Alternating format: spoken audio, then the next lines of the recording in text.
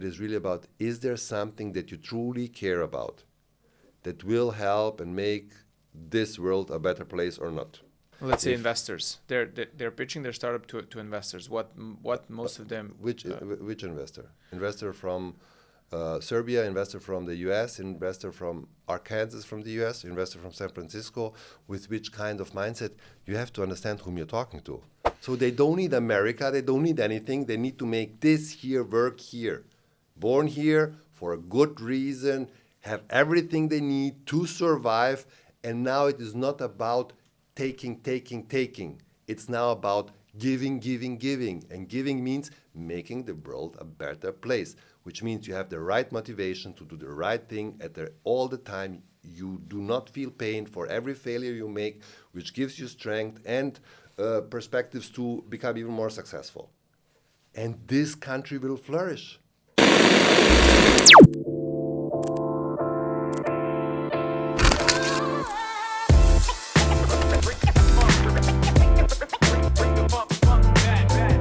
If you're a startup founder from the Balkans, you'll eventually need a US company to sell into the US market, use Stripe, or raise VC money.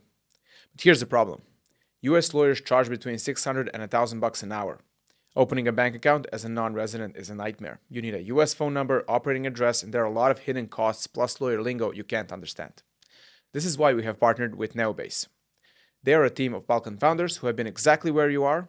They're 10 times cheaper than US lawyers, and they handle everything end to end, from the corporation, bank account setup, tax filings, and basically leaving you to focus on your own business.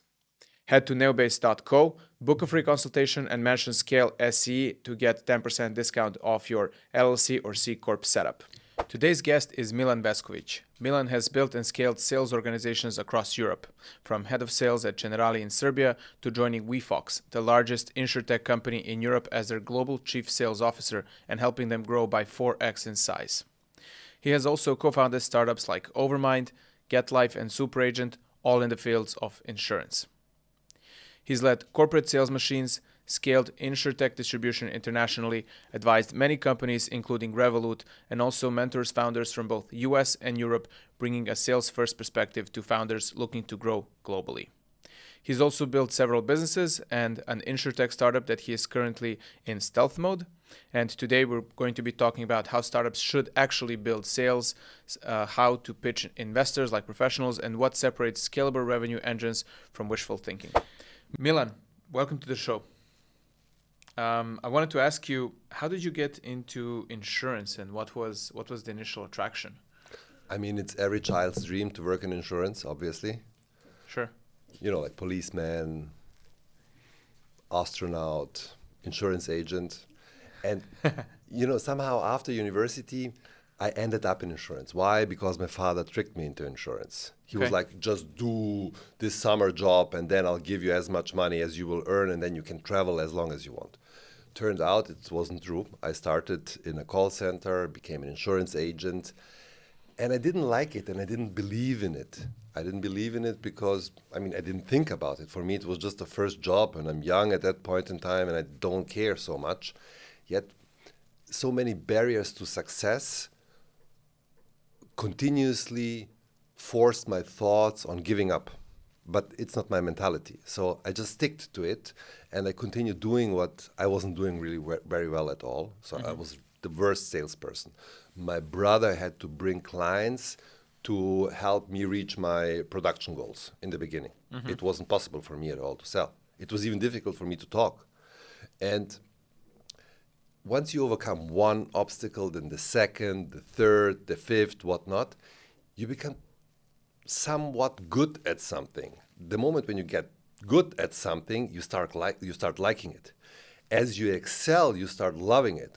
The real question is, do you love the activity or do you love the success? Let this be different perspectives. It's also irrelevant. But at the same time, in one point in time, you will ask yourself, what I'm doing, is it something right or is it something not right for me? Then you have to start thinking about the benefits of the certain service or product that you are selling. In my case, it was insurance. And do you feel a need to help people with this product or service? And as I became successful at it, I did not want just to give up on my career. So I was looking to try and find perspectives why I believe that insurance is super important for people. Once I recognized it, it became a mission.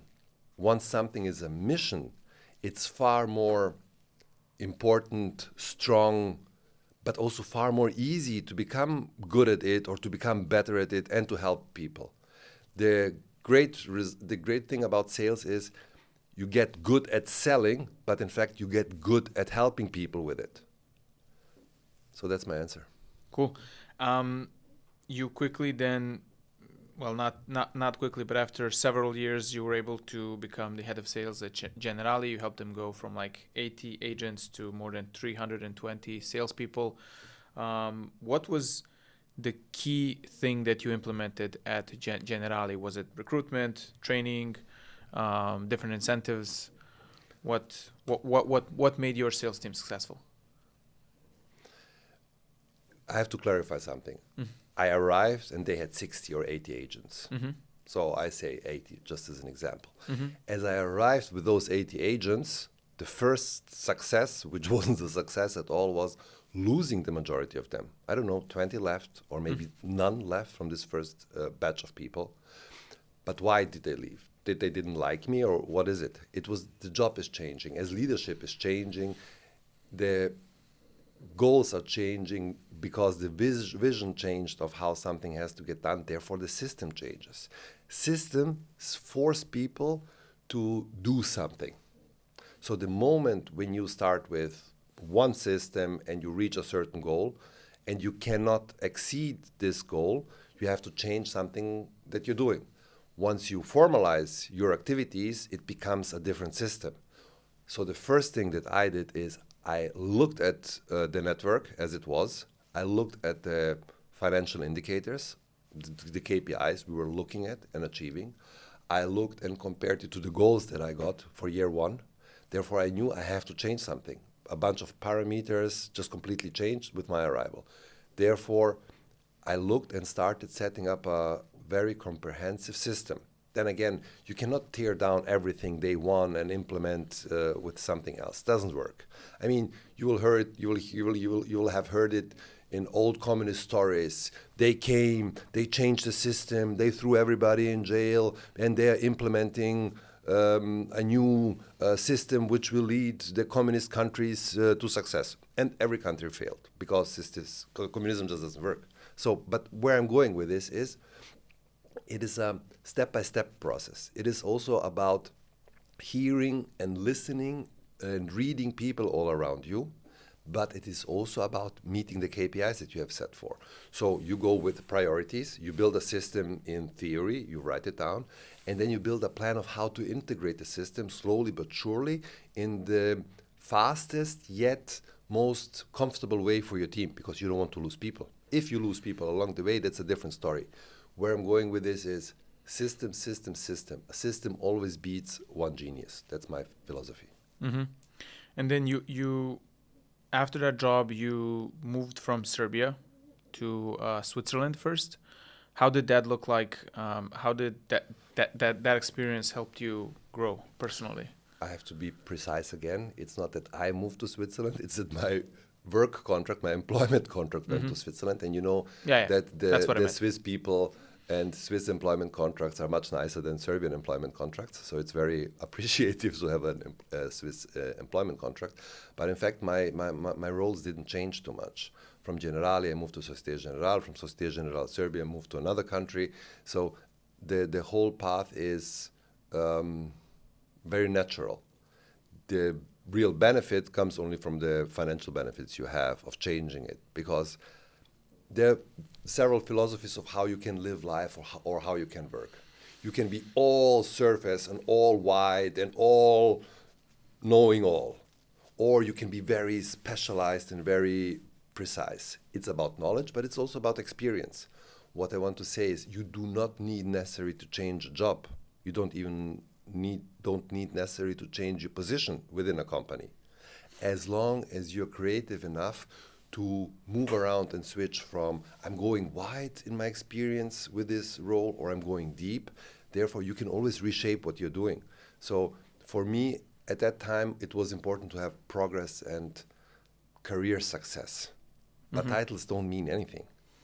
No, I didn't mean it in terms of titles. I meant in terms of how did you personally grow when you went from one country to another and you saw a completely different culture and you started to develop, because a lot of people in the Balkans, they just stay in their own countries and they don't get to experience working in another country, in another culture and environment for more than, let's say, 6 months to 1 year, right? And that's also one of the biggest indicators of how people who have actually left these countries to live in Western Europe, they all say that was their best experience in life, just because they moved and they were put in a completely different environment and they had to evolve. So in that sense, did you evolve as a person when you moved? Yes, and another story. I was lucky enough that our parents took my brother and me all around the world when we were children. I strongly believe that traveling extensively completely reshapes a person's mind. I was lucky to experience it at very young age. Why? Because you see a different world every time you travel somewhere. Today, wherever I travel, I do not feel that it's a different world. It's a different experience, but only because I experienced so many of these things. Working in another country is just a learning path. How you learned it the first time in your country, you will learn it again in your second country, you will learn it again in your third country. But the older I get, the more I believe that everyone in this world is born in a certain region, in a certain place, for a very good reason. Today, I do not believe anymore in that people have to change locations, geographies, or jobs. That you can achieve all of that wherever you are. The big difference is that once you change a country and change a company, you will just immediately be put into a system. So the learning path, because you're under pressure, is just faster than if you're sitting at home in your comfort zone. But it's not like you have to move to New York in order to become a better version of yourself. I think that's just not true. Mm-hmm. And how did the experience when you joined Wefox look like? Because they were a very fast-growing startup. You went from a big corporate to also a big startup at that point, but completely different in terms of how the company was growing, how the company was scaling. How did that look like for you, and what was that experience behind the scenes? If you can share any stories that are interesting for entrepreneurs. It's the first job I loved. Okay, nice. And it was the worst paid job I could have taken. And okay. We weren't big at that time. We were small. How small? I forgot. I don't know. 100-something people. Mm-hmm. I don't know. Maybe 100, maybe 90, maybe 120. I don't know. Okay. But finding yourself, and that's more important. And you can have this, to your question earlier, you Mm-hmm. can have this in Kraljevo, but you can have it also in New York or in Tokyo or in Belgrade, irrelevant. To find the right team, to work on the right project with the right mindset. And this is what I found in Berlin. So I grew up in Germany. I love Germany. I mean, I love Serbia because I'm Serbian 100%. At the same time, I grew up in Germany, so I love Germany. Going back home to Berlin was for me beautiful because I grew up there. I know everything. I know how to drive a car. I know how to buy groceries. I know how to talk to people. I know how to make friends. I know everything because you grew up there. Mm-hmm. Like, I don't know, you growing up here in Belgrade, just as an example. Mm-hmm. The big thing is the right environment is not a geography, it's the people you work with on a task that attracts you sufficiently in order to give the most of yourself. And this is what happened to me at Wefox. I found an amazing project with a great vision, and people I liked from day one. Many of those people are today my very close, maybe even my best friends. Nevertheless, I left Wefox 2021 or so. And at the time that when you left, how big was the company? Oh, it was very big. It was I don't remember these things, but let's say only in my team I had 200, 250 people. The company was maybe 500. The company grew in the meantime, I think, to 1,000, 1,500 people. I don't know. I don't remember these things. But we were like 4, 5x, 7x growing, doing 10x maybe during my time. And then they tripled it since I left. Which obviously was a good thing for Wefox that I left. So, as we're growing. How was that experience compared to working in like a big insurance company? I wouldn't. It's just not an option for me. Never, no. I mean, yes, they can buy me for a year with a salary you can even not say on a podcast that I would join a big company. Or if I would have to feed my family and there would be something like from outer space that forces me to do it. But there is no way in my mind that I would voluntarily join an insurance company, a big one, a big corporation. And it's not that I don't appreciate what they're doing. Those people, for example, there is one insurance company in the US I really like talking to and working a little bit with. They hold 95% of the data of the American population in comparison to what the government has about the people. So, I mean, they're doing important things. You cannot just come there and say, oh, I have a great new software, I will do this, I will do that. Those people have responsibilities. It's just, it's not me working on those responsibilities, but those people offer big security, big protection to their customers. They're doing great work. I'm just the wrong person to help them by working with them. So basically that means like during your time at Wefox, you figured out that you really want to work with entrepreneurs or be an entrepreneur yourself and work with smaller companies that have higher potential for growth and higher expected outcome in a sense. How did your entrepreneurial journey start in that sense after Wefox or during Wefox? And what were some of the like early projects that you did? Yeah, my first job was, I grew up in a household of entrepreneurs. My grandfather, he was a scientist. My grandmother, married to him, was a businesswoman. And we speak about people born in the 30s and not 40s, 20s and 30s of the previous century. She was a businesswoman. So I grew up in a business household. Once my grandparents divorced, my grandmother found another husband, which turned out to be also my grandfather. I loved him as much. He had a small factory of doing something, and he was an entrepreneur. All around me were entrepreneurs. I mean, it's easy for me to understand that there is absolutely no job security. There is a social security, maybe masked in a job.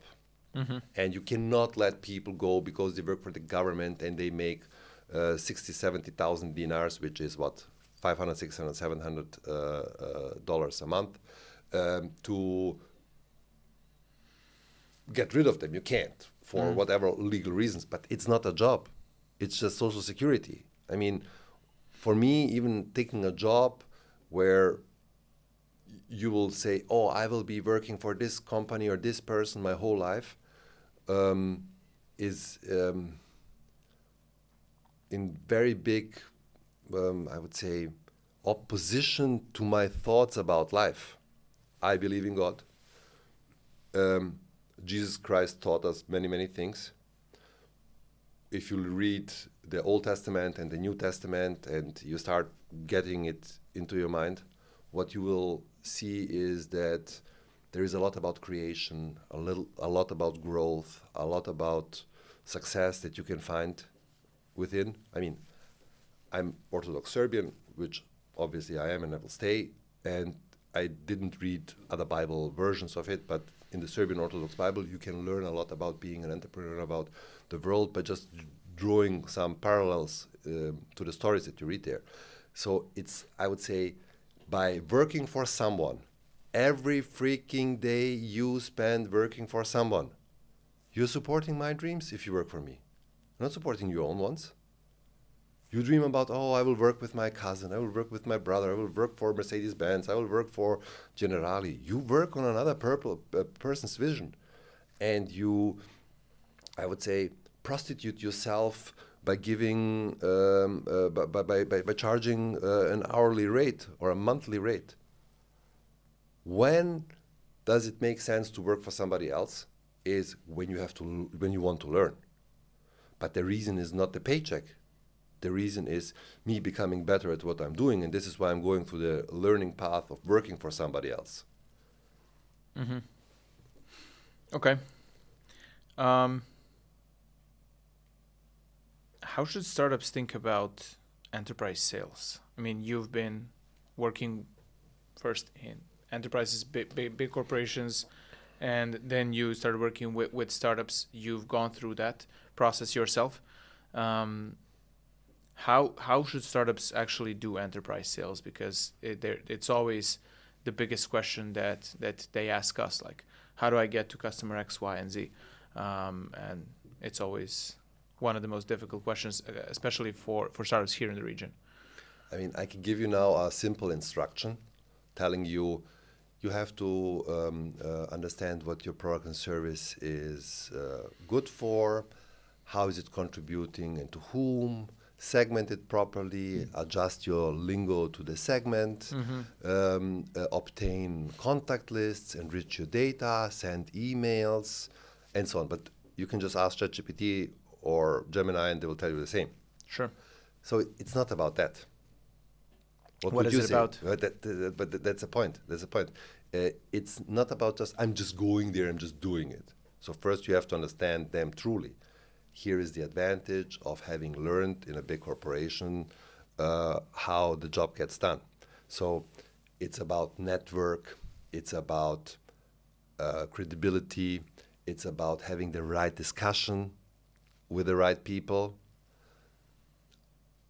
Me just telling you shouldn't would also not be right. So if I have to share advice to how a startup out there should do it, is I would go the ChatGPT Gemini description that I gave you earlier. And then it is about quantity. Then once you measure quantity, it is about measuring all the KPIs with simple A/B testing, adjusting what you send to whom, and grind, achieve some small successes until you hit the big one. Mm-hmm. But then again, if you do not work in insurance, yet you want to talk to insurance people, I mean, they know that you're not a professional, so they do not trust you. You do not have credibility. You can go there, you can BS your way around for a while, but you will fail, and it's imminent that you will fail, or you become an insurance professional, and you learn about the problems, and you dig in deep, and you talk to many people, and then you gather the necessary expertise. I didn't answer your question, but there is no answer to this question. It is, everybody has to find their own way. What about mentality of the founders who say they want to do enterprise sales, but they don't do the work, or they don't do the 100 calls that they have to do and all those things? What do you think is wrong with the founder mentality of today, that everybody thinks they can be an entrepreneur and everybody wants to open up their own startup? What are your thoughts on that? I wouldn't waste 5 minutes on these people. I don't have even to comment. You don't do you with your great vision, you young genius, you intelligent and educated young man, and then you do not do your work. Who will do your work for you? So I wouldn't waste my time on these people at all. They should immediately stop and go on begging some uncle or some aunt to give them a state job and earn 70,000 a month and be quiet, drink their coffee, and that's it. So do the work. Yeah, I mean, it's even not, I don't want to waste too many minutes. It's even you do not do it, we don't even speak to each other. There is nothing to be done. What about founders who often start their pitch, for example, to investors, and they start talking about product features and how their product is magnificent? What is your take on that? How should they actually be selling their product and service? There are a bunch of very interesting courses out there. of how to do the pitching, the this, that. So it always depends on the audience. That's what I can tell you. Let's say investors. They're pitching their startup to investors. What most of them? Which investor? Investor from Serbia, investor from the US, investor from Arkansas from the US, investor from San Francisco. With which kind of mindset? You have to understand whom you're talking to. And they're not successful at raising money, of course, because they don't know what they're talking about. Why? We come back to they didn't research enough. They don't know to whom they're talking. They don't understand what's important to those investors. It's about the sniper approach. You have to understand who you are and what your company stands for, and then based on it, you have to go and talk to the right people. You know the success factor of young men who tell me, I go and ask 9 girls out, the 10th says yes, that's my success strategy. And if this is your strategy on getting funding, I mean, it's not the right way to do it. The right way to do it is to understand yourself, your company, and the investors. You will reach out then to 100 investors, and the response rate will be much higher than just shooting in the dark with a shotgun. And it is always about what's important for them. You will find on their website, we care mostly about, what did you say earlier, products and features? Product features? Product features. We care most about product features. I will emphasize product features. We have to understand your audience. If you do not know, you'll ask. So for the meeting that we have scheduled for Monday, 2 weeks from now, what's important for you? I would like to prepare myself to be able to tell you. They will give you a simple answer. They will not waste their time if they answer. They will not waste their time in giving you too much insights, but you will get 2, 3, 4 bullet points, which are super important. And then you have to prepare for it. For me, it is always the culture of the main figure within the company. Okay. And that's why the CEO and founder of the company is the most important in the company. I know we are all equal, but I don't believe in it.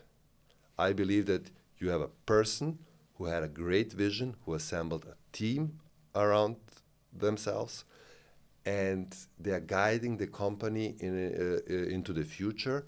And this is the person who should talk to investors. Not me, not you, not whatever, the COO or whatnot. It is about this one person. Why? Because the match between investor and CEO and founder is what will create this symbiosis and enable real growth. I like you, and this is why I invest into you. Sure. You've also advised quite a lot of startups yourself, and you've had several. When you first started your, let's say, first startup, what were the biggest failures that you had that you can recollect from memory? Because here on the podcast, we really want to talk about the failures that founders have, so that we can encourage everyone else to fail more, fail fast, and learn from that. So, do you have any stories you can share? Yeah, maybe holding on too long. I learned not to hold on too long. If something doesn't work, I invested X hours, X amount of money, and it doesn't work. There is a certain point in time when you have to recognize it's enough. I didn't, because of this mentality of never giving up. But it's not something like I believe is a mantra, but it's just how I am and how I always was. So for me, my challenge is to stop when it's enough. And when it's a waste of time. You choose the right people for your team, everything goes the right way, yet nobody buys the product. You did everything you could. Once you did everything you could, that's the moment to let go. Or maybe pivot? Pivot is, I don't believe in pivot. I believe in pivot in terms of adjusting. But I have this great startup idea. We will produce Serbian Ivar. And now we have this best team in the world. We will have the best Ivar and everybody will buy our Serbian Ivar. At the same time, I can adjust a little bit the formula, or I can a little bit have more of these or that inside. But then I'm switching to Serbian Kajmak. There is this one great thing that I heard. Because people, your listeners most likely will not know about Kajmak. So this is why I use this opportunity to promote Serbian Kajmak. At the same time, for a very good reason, two of my friends were talking to each other. One is an Italian. So the Serbian explains to the Italian, he said, what is Kajmak? He says, butter, burrata, Kajmak. Italian tries it, says you're 100% right. So where I'm going with this is it's again the same thing. There are no straight answers to no question about success. Your mindset will lead you to success.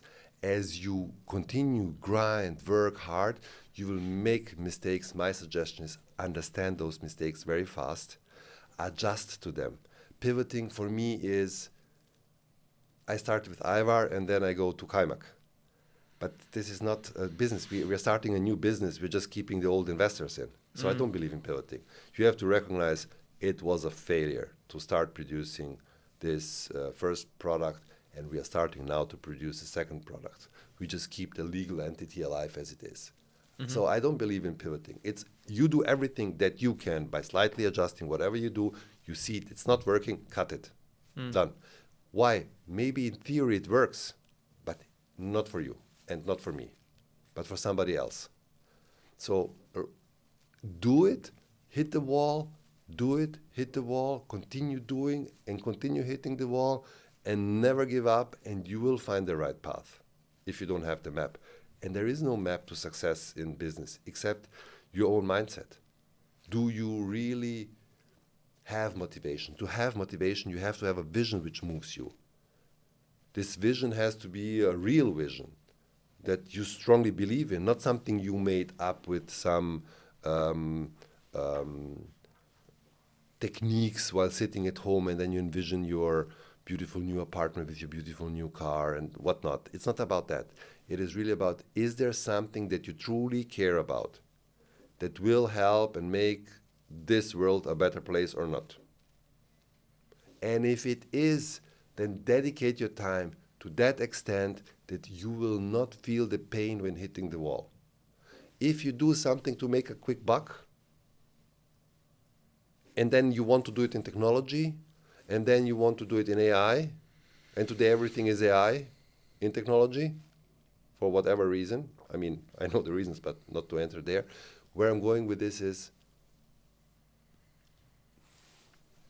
very simple. It's, do you truly believe in what you're doing? Only in this case you will have enough motivation to achieve success.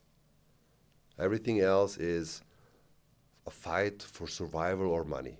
But I don't think you have to fight to survive for money if you live in Serbia, just as an example. Okay. Since you brought up AI, let's talk about AI specifically in sales. How will AI change sales teams in the next 3 to 5 years, and especially like in large corporations? I hope it will replace completely the salespeople. Sales agents. I hope. Okay. I hope this will show that AI became so emotionally intelligent, or at least can replicate emotional intelligence, even though it doesn't feel it. Because access to salespeople, good salespeople, it is what's hindering companies in growth. It's at the same time hindering people getting the right product and the right service or support they need. And there's also an overlaying thing. It's, if AI gets so emotionally intelligent, then let's assume that AI will always be good to humans. And it can go both sides, I strongly believe. Then again, I also believe AI is just a tool, or still just a tool. So it always depends in whose hands it is. I hope it will completely replace the human in the process of sales. All right. You've been living in the US for quite some time now. What is the cultural differences, especially in terms of founders, that you see between US and here in the Balkans? Boldness. Boldness. US founders are more bold. Yes. Okay. When I spend too much time here, I go back to my European ways. And then I hit myself, like slap myself and say, forget that. Because it doesn't serve Europe, it doesn't serve Serbia, it doesn't serve Europe, it doesn't serve anybody. It's just the wrong decision in business. Let's make a great cup. Let's achieve a 3 million valuation and sell the company and buy an apartment. Is this what you're working for? You should work on changing the world, making it a better place. Does not happen with a new cup. Nevertheless, I like your cup very much. Thank you. If startups from here, from Serbia or the rest of the region wanted to sell to the US tomorrow, what should they understand first before even trying to enter the US market? And how do they culturally adapt? That's a very good question. What are ways to culturally adapt to the US if you're from here, and not necessarily by moving to the US? So it's already hard for medium-sized or large US companies to work with startups. Mm-hmm. Now you're a startup from another continent. Then again, the whole West, I count us into the West, no matter how much, not enter politics, but in the Western culture, Russia, or at least to a certain extent, Russia is as well Western culture. And for me, Western culture is deeply rooted in Christianity. So are we that different to Americans? There are different behaviors, but there are also different behaviors, or generally looking at the US, totally different in Miami, totally different in Texas, totally different in New York, totally different in San Francisco. I mean, there are differences, but the root is the same. We come from the same religion, therefore, no matter if you believe in God or not, but all our culture is rooted in Christianity. And this is who we are. So it's not that different. Then what is different is the daily things that are just different. An American who is bold continuously, is not bold by in the moment when they define the vision. If I'm boldly working on doing something, then I'm doing it all the time because I'm bold. Mm-hmm. So for every Serbian, praising great startups from Serbia, which they're really great startups from Serbia, who achieved some great valuations, those who achieved those great valuations would have 10x'd it if they were bolder. We would have a higher number of super successful startups if people were bolder. People would be bolder if they would really truly have the right reasoning for starting a business. And the right reason is not making money. It's changing the world. Can a Serbian startup change the world? That's the question. That's a good question to our audience. There's one more thing I would like to share. And in America, what you will find, and I love, is that people will pay for what you can do right now for them. Let's try again. That people can... What are you doing? Platim parking. Stigne kazna. Čekaj, ćemo brojimo kadar. Evo ponovo. Ajde. So the big difference is, I said it now, you can say it. Mm-hmm. People need to... Yeah, I mean, you have a podcast guest, man. Focus. Yeah. People, US pays startups or anybody for what you can do now for them, not a vague promise of the future. And every entrepreneur I talked to in Serbia and is successful in the United States understood it. So the shortcut to success in the US before you change your mindset and being bold is deliver success, efficiency, whatever you're delivering right now. Not 3 months from now, not 3 days from now. All right. I want to go for some quick questions. What questions should founders ask investors but rarely do? Because How much money will you give me? okay. They're not bold again. I listen to startups and what they're doing. Yes, and then we'll do this. How much are you raising? Yes, we were thinking somewhere between 100,000 and 4 million. And be bold. I need 5 million. I need it for this, and that. How much will you give me? No, not how much will you give me? This was like a joke in the beginning, but it was really, I need 5 million. This is what I need it for. I need it now. Are you in or are you out? Yeah, I don't know. What do you need now to hear from me to know whether you are or you're not? Very simple. Be bold again. Be American again. Mm-hmm. What was the period of your professional career that you felt the happiest, and why? Was it joining Wefox? No, it's right now. Right now? Why? Because, and it has nothing to do with the job I'm doing, but it is about knowing who you are. You know everything. There is like no hidden space anymore. All the good things about me, all the not really nice things about me, everything, I know it. So I know myself. And once you know yourself, you start to do things which suit you. And this freedom of suiting, not being, of course it's important to have money and to feed the children and to do everything that is important. I'm not neglecting it. Mm-hmm. I'm just saying that there are people out there, and I visited a few days ago, VDS it's called in Belgrade, and it's an institution from the Serbian Orthodox Church. The main responsible person for it is Vladika Petar. He is feeding every day in Belgrade 2,000 people. He is providing every day, mostly through volunteers, medical help, legal help, clothes,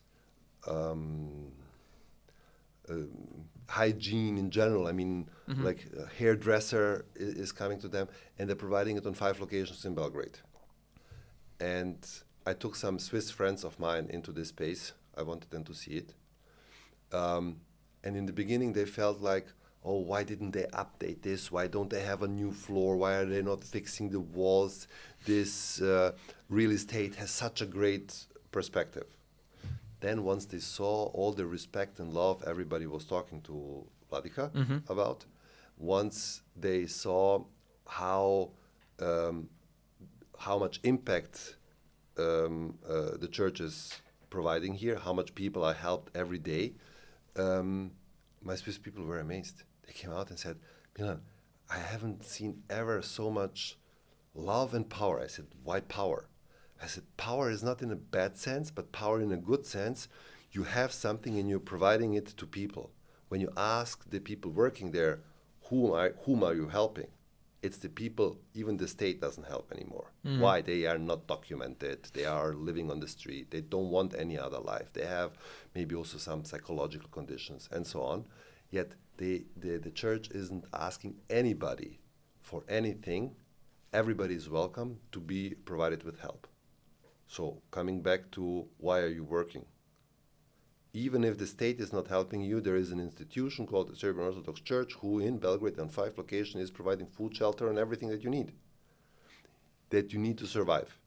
So the real reason is the mindset of the people. Why am I working? To pay the rent, to feed my children?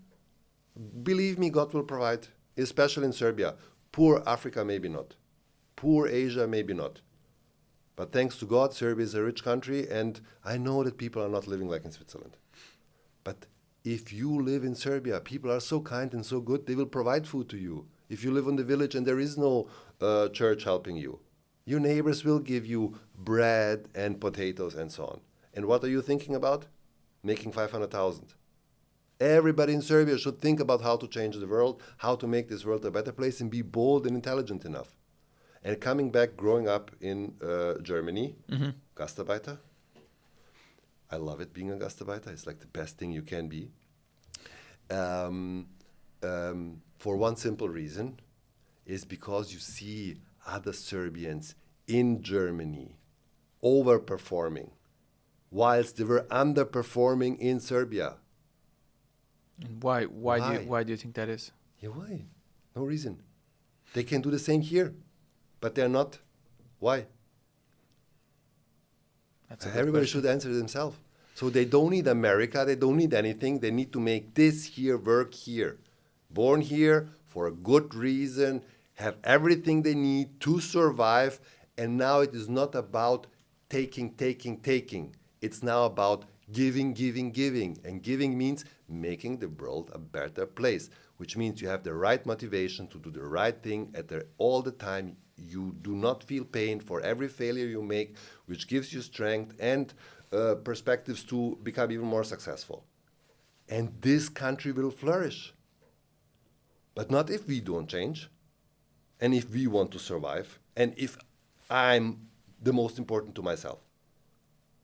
The moment when you're not the most important to yourself, that's the moment when you can progress. And I don't want to answer the detail in your last question in detail, but I want the people to start think about it. Mm-hmm. Definitely something that we should all start thinking more, how to be more bold and how to contribute more to the world. All right, final question. What is one guest we absolutely must bring on the podcast that you can personally recommend, and why? Ideally, a founder or an operator like yourself, or an investor that's from this region. I mean, there are so many great people that I would recommend. So how can I recommend one? But you asked me, and there was like this waterfall of ideas. Mm-hmm. So let me give you a list after the podcast, and then you can start reaching out to them. All right. But maybe not only startup people, maybe also those you need in your proximity to become successful. And I have also a few ideas for you there. Okay. All right. We will talk about that after the podcast. Milan, thank you very much for coming on the show. Guys, stay tuned for more episodes with founders, operators, and investors like Milan, and see you on the next episode. If you're a startup founder from the Balkans, you'll eventually need a US company to sell into the US market, use Stripe, or raise VC money. But here's the problem. US lawyers charge between $600 and $1,000 an hour. Opening a bank account as a non-resident is a nightmare. You need a US phone number, operating address, and there are a lot of hidden costs plus lawyer lingo you can't understand. This is why we have partnered with Neobase. They are a team of Balkan founders who have been exactly where you are. They're 10 times cheaper than US lawyers, and they handle everything end to end, from the corporation, bank account setup, tax filings, and basically leaving you to focus on your own business. Head to neobase.co, book a free consultation, and mention Scale SE to get 10% discount off your LLC or C Corp setup.